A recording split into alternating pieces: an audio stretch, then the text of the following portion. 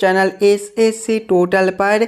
दोस्तों आज हम लोग रीजनिंग के पार्ट नंबर 5 को देखने वाले हैं और इस वाले पार्ट के अंदर आज हम लोग रीजनिंग के 10 अलग अलग प्रकार के इम्पोर्टेंट प्रश्न को देखने वाले हैं। ये सभी प्रश्न आपके आने वाले आगामी सभी परीक्षाओं के लिए काफ़ी महत्वपूर्ण होने वाला है। अभी आपको एग्जाम में कुछ इसी प्रकार के रीजनिंग के प्रश्न पूछे जाते हैं, तो ये सभी प्रश्न को आप लोग खुद से ज़रूर सॉल्व करने की कोशिश कीजिएगा और आप लोग हमारे साथ अंत तक ज़रूर बने रहिएगा। ये सभी प्रश्न को हम लोग एकदम शॉर्ट ट्रिक के साथ सॉल्व करेंगे। तो चलिए हम लोग 1 नंबर क्वेश्चन की ओर चलते हैं। ये रहा क्वेश्चन नंबर 1। क्वेश्चन नंबर 1 आपको कह रहा है नीचे दिए गए प्रश्न में संबंधित शब्द को चुनिए। संबंधित शब्द चुनने के लिए बोला जा रहा है जिस प्रकार से रविवार का संबंध गुरुवार के साथ है, उसी प्रकार से हम लोगों से पूछा जा रहा है बुधवार का संबंध कौन सा शब्द के साथ होगा, जो इस वाले क्वेश्चन मार्क पर भरे जाएंगे। जब भी आपको इस प्रकार के प्रश्न देखने को मिले मेरे भाई, तो पहले आप लोग ये समझने की कोशिश कीजिएगा रविवार से आपका गुरुवार किस प्रकार से लिखा हुआ है, ये दोनों शब्द आपस में किस प्रकार से संबंधित है। अगर आप लोग ध्यान से देखिएगा तो देखिए, अगर हम लोग रविवार में 4 दिन ऊपर से जोड़ देते हैं तो रविवार प्लस 4 दिन करने पर गुरुवार दिन बनता है। उसी प्रकार से दोस्तों जब हम लोग बुधवार में प्लस 4 दिन करेंगे तो देखिए बुधवार प्लस 4 दिन जो है हमारा रविवार दिन बनेगा, यानी कि इस वाले क्वेश्चन मार्क पर रविवार भरा जाएगा। रविवार ऑप्शन नंबर ए में दिया गया है, जो कि हमारा सही उत्तर बनता है। चलिए अगले प्रश्न की ओर हम लोग चलेंगे, क्वेश्चन नंबर 2 की ओर। ये रहा क्वेश्चन नंबर 2। क्वेश्चन नंबर 2 कह रहा है नीचे दिए गए प्रश्न में संबंधित संख्या को चुनिए। इस बार आपको संबंधित संख्या चुनने के लिए बोला जा रहा है जिस प्रकार से 6 का संबंध 18 के साथ है, उसी प्रकार से हम लोगों से पूछा जा रहा है 8 का संबंध कौन सा संख्या के साथ होगा, जो इस वाले क्वेश्चन मार्क पर भरे जाएंगे। सबसे पहले हम लोगों को क्या करना है, 6 से 18 लाना है। अगर मेरे भाई पहले हम लोग 6 गुना 3 कर देते हैं तो हमारा 18 बनता है। वही सेम हम लोग आगे करेंगे। आगे संख्या 8 है तो हम लोग 8 गुना 3 करेंगे। 8 गुना 3 आपका 24 बनता है। 24 किसी भी ऑप्शन में नहीं दिया गया है, यानी कि ये तरीका हमारा गलत हो जाएगा। कोई दूसरे तरीके से हम लोग सोचेंगे 6 से 18 लाने को। अगर पहले हम लोग 6 का स्क्वायर करते हैं तो 6 का स्क्वायर 36 होता है और 36 में 2 से भाग करने पर 18 प्राप्त होता है। वही सेम आगे करेंगे। आगे संख्या 8 है तो पहले 8 का स्क्वायर करेंगे। 8 का स्क्वायर 64 होता है। 64 में 2 से भाग करने पर 32 प्राप्त होता है। 32 ऑप्शन नंबर सी में दिया गया है, जो कि हमारा सही उत्तर हो जाएगा। इस वाले क्वेश्चन मार्क पर 32 भरा जाएगा। चलिए अगले प्रश्न की ओर हम लोग चलेंगे, क्वेश्चन नंबर 3 की ओर। ये रहा क्वेश्चन नंबर 3। क्वेश्चन नंबर 3 कह रहा है नीचे दिए गए प्रश्न में लुप्त संख्या ज्ञात करें। ये जो प्रश्न है मिसिंग नंबर से रिलेटेड प्रश्न है। यहाँ पर एक क्वेश्चन मार्क दिया गया है। इस वाले क्वेश्चन मार्क पर कौन सा संख्या भरा जाएगा, ये हम लोगों से पूछ रहा है। जब भी आपको इस प्रकार के प्रश्न देखने को मिले तो पहले आप लोग क्वेश्चन के पैटर्न को समझने की कोशिश कीजिएगा। अगर आप लोग ध्यान से देखिएगा प्रश्न को तो नीचे की ओर से देखिए बड़ा बड़ा संख्या दिया गया है। 90 है, 65 है और क्वेश्चन मार्क है। ऐसे प्रश्न को मेरे भाई हम लोग पहले इस वाले लाइन से सॉल्व करने की कोशिश करेंगे। पहले हम लोग ये समझने की कोशिश करेंगे 8, 7 और 6 से 90 किस प्रकार से लिखा हुआ है, 7, 6 और 5 से 65 किस प्रकार से लिखा हुआ है, उसी प्रकार से हम लोग सोचेंगे 6, 5 और 4 से हमारा कौन सा संख्या बनेगा जो इस वाले क्वेश्चन मार्क पर भरे जाएंगे। सबसे पहले हम लोगों को क्या करना है, 8, 7 और 6 से 90 लाना है। एकदम आसान सा प्रश्न है। अगर आप लोग थोड़ा सा दिमाग लगाइएगा तो इस वाले प्रश्न को एकदम आसानी के साथ सॉल्व कर पाइएगा। अगर मेरे भाई सबसे पहले हम लोग पहला संख्या प्लस करते हैं दूसरा संख्या, तो 8 + 7 जो है वो आपका 15 हो जाएगा, और गुना करेंगे तीसरा संख्या तो 15 × 6 जो है वो आपका 90 होता है। वही से हम लोग आगे करेंगे, पहला संख्या प्लस करेंगे दूसरा संख्या तो 7 + 6 जो है वो आपका 13 हो जाएगा, गुना करेंगे तीसरा संख्या 13 × 5 आपका 65 बनता है, 65 भी आपका नीचे दिया गया है। तो वही से हम लोग आगे करेंगे, पहला संख्या प्लस करेंगे दूसरा संख्या 6 + 11 जो है 6 + 5 जो है वो आपका 11 बनेगा, गुना करेंगे तीसरा संख्या आपका 4 है, 11 × 4 जो है वो 44 बनता है। 44 ऑप्शन नंबर बी में दिया गया है, जो कि हमारा सही उत्तर हो जाएगा। इस वाले क्वेश्चन मार्क पर 44 भरा जाएगा। चलिए अगले प्रश्न की ओर हम लोग चलेंगे। दोस्तों ये रहा क्वेश्चन नंबर 4। क्वेश्चन नंबर 4 आपको कह रहा है किसी कोड भाषा में पब्लिक को LICPUB लिखा जाता है, उसी कोड भाषा में टारगेट को लिखा जाता है। ये जो प्रश्न है ये कोडिंग डिकोडिंग से रिलेटेड प्रश्न है, और जब भी आपको इस प्रकार के प्रश्न देखने को मिले मेरे भाई, तो पहले आप लोग ये समझने की कोशिश कीजिएगा पब्लिक से आपका ये कोड किस प्रकार से लिखा हुआ है, उसी प्रकार से आप लोग सोचिएगा टारगेट से आपका क्या कोड बनेगा। अभी आपको एग्जाम में कुछ इसी प्रकार के रीजनिंग के प्रश्न पूछे जाते हैं, तो ये सभी प्रश्न आपके आने वाले आगामी सभी परीक्षाओं के लिए काफ़ी इम्पोर्टेंट होने वाला है। तो सभी प्रश्न को पहले आप लोग खुद से ज़रूर सॉल्व करने की कोशिश कीजिएगा। अगर आप लोग ध्यान से देखिएगा तो पब्लिक जो है वो आपका PUBLIC से मिलकर बनता है, और इसका कोड देखिएगा तो इसका कोड आपका LICPUB से मिलकर बनता है। अगर आप लोग ध्यान से देखिएगा तो पहले वाले अक्षर को चौथे में, दूसरे वाले अक्षर को पांचवें में और तीसरे वाले अक्षर को छठे में कर दिया गया है। चौथे अक्षर को फिर पहले में, पांचवें अक्षर को दूसरे में और छठे अक्षर को तीसरे में कर दिया गया है।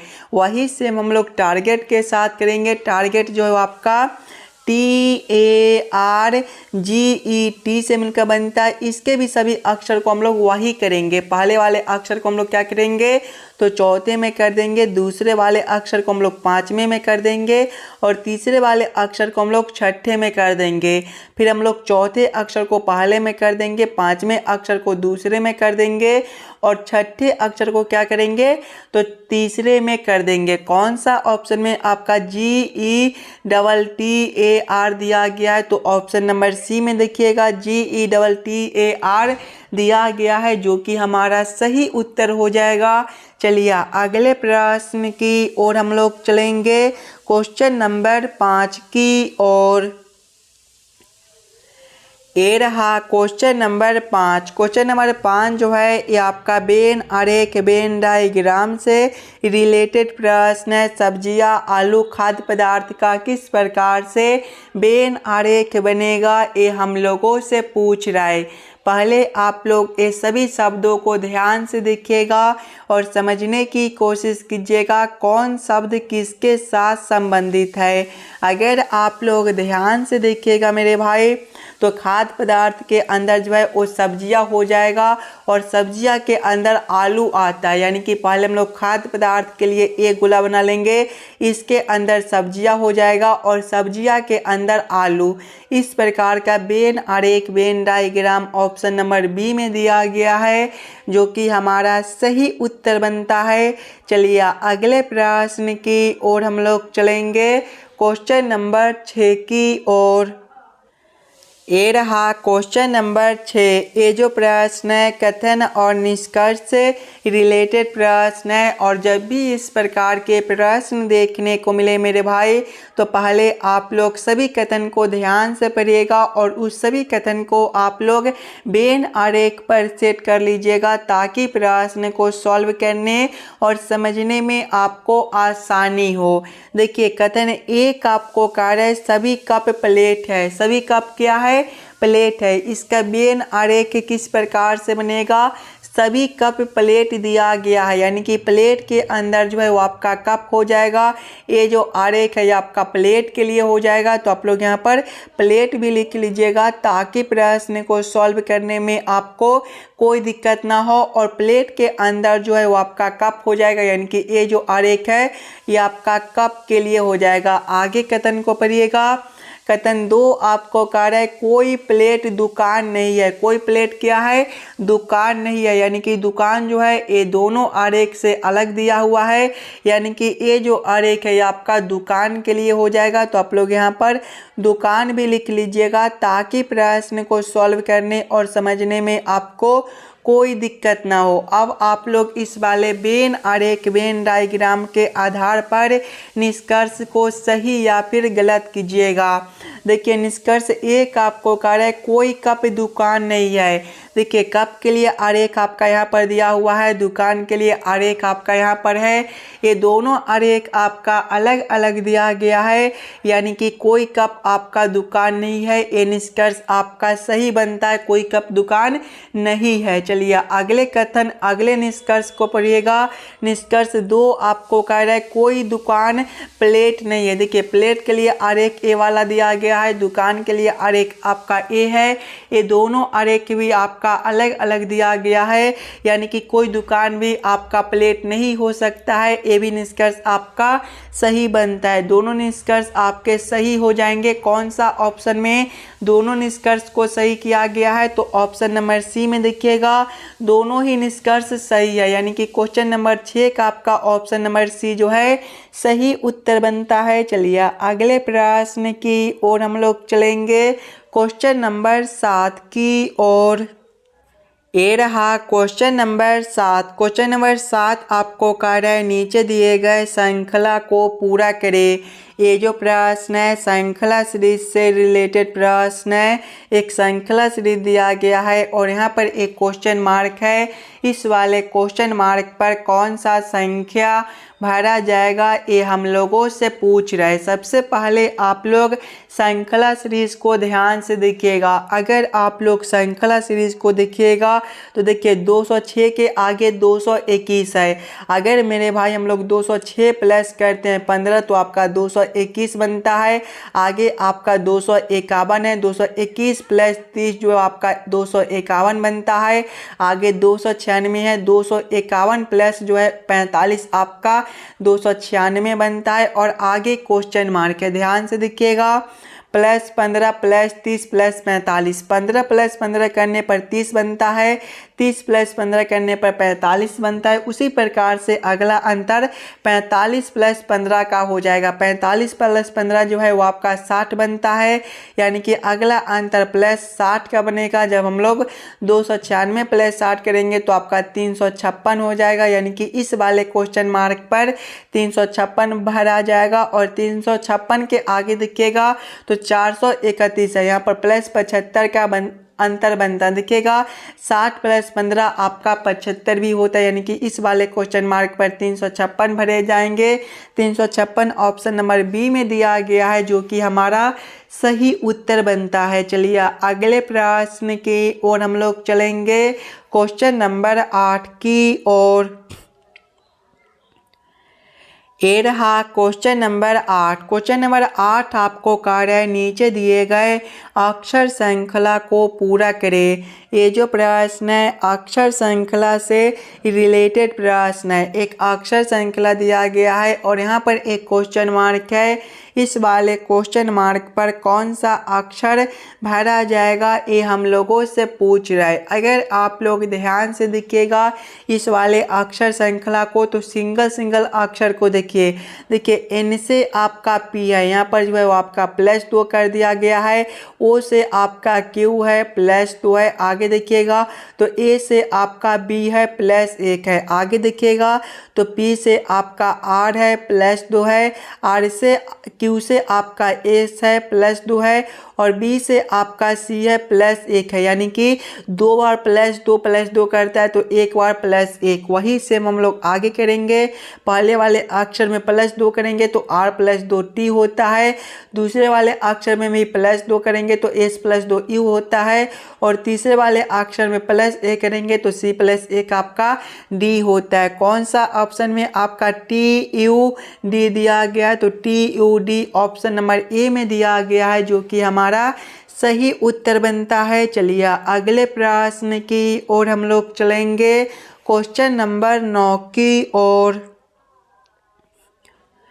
ये रहा क्वेश्चन नंबर 9। क्वेश्चन नंबर 9 कह रहा है नीचे दिए गए प्रश्न आकृति का सही दर्पण छवि चुनिए। यहाँ पर एक प्रश्न आकृति दिया गया है, कुछ इस प्रकार का आपका प्रश्न आकृति है और प्रश्न आप लोगों से पूछ रहे इस वाले प्रश्न आकृति का किस प्रकार से दर्पण प्रतिबिंब बनेगा। अगर मेरे भाई आप लोग ध्यान से देखिएगा दर्पण को, तो कुछ इस प्रकार से आपका दर्पण दिया गया है और जब भी आपको इस प्रकार के दर्पण देखने को मिले तो प्रश्न आकृति जो है वो आपका बाएं से उलटकर दाएं में चला जाता है और दाएं वाले आकृति उलटकर आपके बाएं में चले आते हैं। यानी कि जब हम लोग इस वाले प्रश्न आकृति को इस प्रकार से उलटेंगे तो आपका किस प्रकार का आकृति बनेगा। सबसे पहला जो आपका एक गोला दिया गया है, ये आपके आकृति उलटने के बाद भी इसी प्रकार से रहेंगे और ये जो एक लाइन यहाँ पर इस प्रकार से है, ये भी आपके इसी प्रकार से रहेंगे और ये जो तीर का चिन्ह आपका इस प्रकार से दिया गया है, ये आपके आकृति उलटने के बाद इस प्रकार से आपको दिखाई देंगे और ये जो तीर का चिन्ह आपका इस प्रकार से है, ये आपके आकृति उलटने के बाद इस साइड से इस प्रकार से दिखाई देंगे। और ये दोनों आकृति जो आपके इस प्रकार से दिए गए हैं, ये दोनों आकृति जो है ये आपके आकृति उलटने के बाद अब इस प्रकार से दिखाई देंगे। देखिएगा इस प्रकार का उत्तर आकृति कौन सा ऑप्शन में दिया गया है, तो इस प्रकार का उत्तर आकृति ऑप्शन नंबर ए में दिया गया है, जो कि हमारा सही उत्तर बनता है। इस वाले प्रश्न आकृति का सही दर्पण प्रतिबिंब ऑप्शन नंबर ए में दिया गया है। चलिए अगले प्रश्न की ओर हम लोग चलेंगे, क्वेश्चन नंबर 10 की ओर। ये रहा क्वेश्चन नंबर 10। क्वेश्चन नंबर 10 आपको कह रहा है 5 पुस्तकों एक मेज पर रखी है, उनमें ई ए के ऊपर है और सी बी के नीचे है, ए बी के ऊपर है और डी सी के नीचे है। तदनुसार सबसे नीचे कौन सी पुस्तक रखी है, ये हम लोगों से पूछ रहा है। ये भी प्रश्न आपके लिए इम्पोर्टेंट प्रश्न है, तो पहले आप लोग प्रश्न को ध्यान से पढ़िएगा और समझने की कोशिश कीजिएगा। देखिए प्रश्न पहले आपको कह रहा है 5 पुस्तकें एक मेज पर रखी है, उनमें ई ए के ऊपर है। ई क्या है, तो ए के ऊपर है। ए के ऊपर हम लोग किसको रखेंगे, तो ई को रखेंगे। आगे प्रश्न को पढ़िएगा, सी बी के नीचे है और ए बी के ऊपर है। ए क्या है, तो बी के ऊपर है। ए क्या है, तो बी के ऊपर है। बी के ऊपर कौन है, तो ए है, यानी कि बी जो है वो आपका यहाँ पर हो जाएगा। और यहाँ पर देखिए सी जो है वो बी के नीचे है। सी क्या है, तो बी के नीचे, यानी कि सी आपका यहाँ पर हो जाएगा। आगे प्रश्न को पढ़िएगा, डी सी के नीचे है। डी क्या है, तो सी के नीचे है। डी आपका जो है वो सी के नीचे, यानी कि डी जो है वो आपका यहाँ पर बनेगा। आगे प्रश्न को पढ़िएगा, तदनुसार सबसे नीचे कौन सी पुस्तक रखी है, तो सबसे नीचे आपका जो है वो डी बनता है। डी ऑप्शन नंबर बी में दिया गया है, जो कि हमारा सही उत्तर हो जाएगा। आशा करता हूँ दोस्तों आप लोग सभी प्रश्न को बढ़िया से समझ गए होंगे। अगर आपको किसी भी प्रश्न में कहीं पर भी कोई दिक्कत हो तो हमें ज़रूर कमेंट करके बतलाइएगा। चलिए हम लोग मिलते हैं आपसे अगले वीडियो में।